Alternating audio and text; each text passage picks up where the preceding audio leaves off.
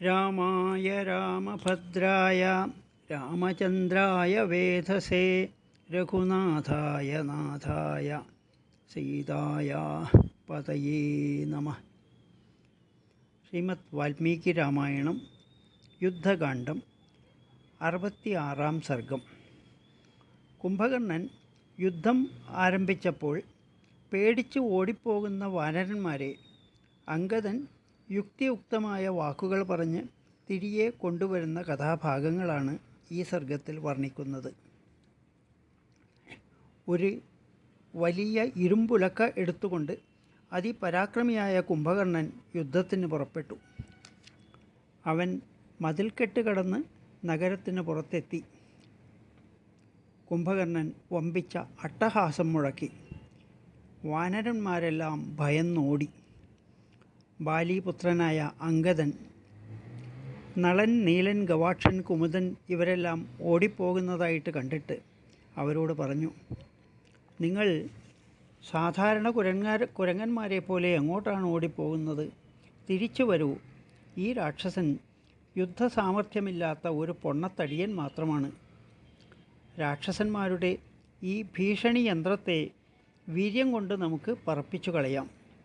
അത് കേട്ട് വാനരന്മാർ മരങ്ങളും മലകളും കയ്യിലെടുത്ത് പോർക്കളത്തിലേക്ക് നീങ്ങി.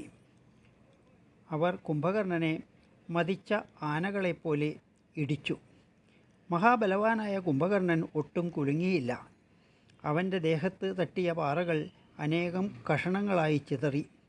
വൃക്ഷങ്ങൾ മുറിഞ്ഞ് നിലത്ത് വീണു. കുംഭകർണൻ കുപിതനായി അനേകം വാനരന്മാരെ വധിച്ചു. വാനരന്മാർ വീണ്ടും പേടിച്ച് ഓടാൻ തുടങ്ങി. ചിലർ സമുദ്രത്തിൽ ചാടി. അവർ വന്ന വഴി തന്നെ തിരിച്ചുപോയി. ചിലർ ഭയം കാരണം മേടുകളിലും കുണ്ടുകളിലും വൃക്ഷങ്ങളിലും മലമുകളിലും ചെന്നൊളിച്ചു. ചിലർ കടലിൽ മുങ്ങിക്കിടന്നു. മറ്റു ചിലർ ഗുഹകളിൽ ചെന്നൊളിച്ചു. ചിലർ നിലത്തിരുന്നു. ചിലർ നിൽക്കാതെ ഓടിക്കൊണ്ടിരുന്നു.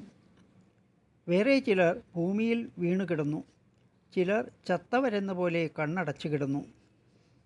അംഗദൻ മുറിവേറ്റ ആ വാനരന്മാരെ നോക്കി പറഞ്ഞു, വാനരന്മാരെ, ക്ഷമിച്ചു നിൽക്കുക, തിരിച്ചു വരിക, പൊരുതുക. ഈ ഭൂമിയിൽ എവിടേക്കോടിയാലും രക്ഷപ്പെടാൻ ഒരു സ്ഥലവും ഇല്ല. എല്ലാവരും തിരിച്ചു വരൂ.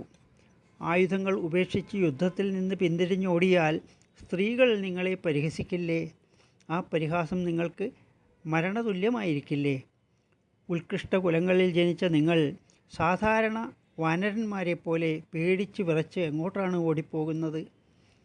ജനസംസദിയിൽ വെച്ച് നിങ്ങൾ പറഞ്ഞ വീരവാദങ്ങൾ എവിടെ പോയി? തോൽപ്പിക്കപ്പെട്ടവനായി ജീവിക്കുമ്പോൾ മാത്രമാണ് ഭീരു എന്ന ദുഷ്പേര് കേൾക്കേണ്ടി വരുന്നത്. സജ്ജനങ്ങളുടെ വഴി തിരഞ്ഞെടുക്കൂ, ഭയത്തെ പരിത്യജിക്കൂ.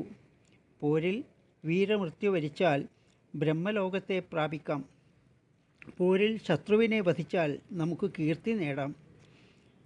വാനരന്മാരെ, വീരലോകത്തെ നേടാൻ പ്രാണൻ ത്യജിക്കുക. ശ്രീരാമനുമായി ഏറ്റുമുട്ടിയ ശേഷം കുംഭകർണൻ ജീവനോടുകൂടി മടങ്ങുകയില്ല. ഇവനോട് തോറ്റ് ഓടി പ്രാണങ്ങളെ രക്ഷിക്കുകയാണെങ്കിൽ നമ്മുടെ യശസ്സിന് നാശം സംഭവിക്കും. വാനരന്മാർ അംഗദനോട് പറഞ്ഞു, ഇവിടെ നിൽക്കാൻ പറ്റില്ല, ഞങ്ങൾക്ക് പ്രാണനാണ് വലുത്. വാനര സേനാധിപന്മാർ ഇപ്രകാരം പറഞ്ഞ് വിവിധ ദിശകളിലേക്ക് ഓടാൻ തുടങ്ങി. അംഗദൻ ഓടിപ്പോയിക്കൊണ്ടിരിക്കുന്ന ആ വാനരന്മാരെയെല്ലാം സമാധാന വാക്കുകളാലും യുക്തിയുക്തങ്ങളായ വാദഗതികളാലും തിരിച്ചു കൊണ്ടുവന്നു. അവരെല്ലാം അംഗദൻ്റെ ആജ്ഞ പ്രതീക്ഷിച്ച് നിൽപ്പായി.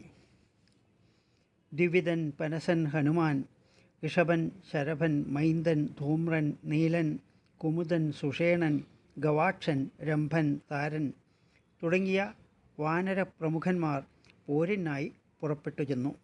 66-ാം സർഗം ഇവിടെ അവസാനിച്ചു. ജാനകീ ജീവനസ്മരണം. ജയ ജയ രാമ രാമ.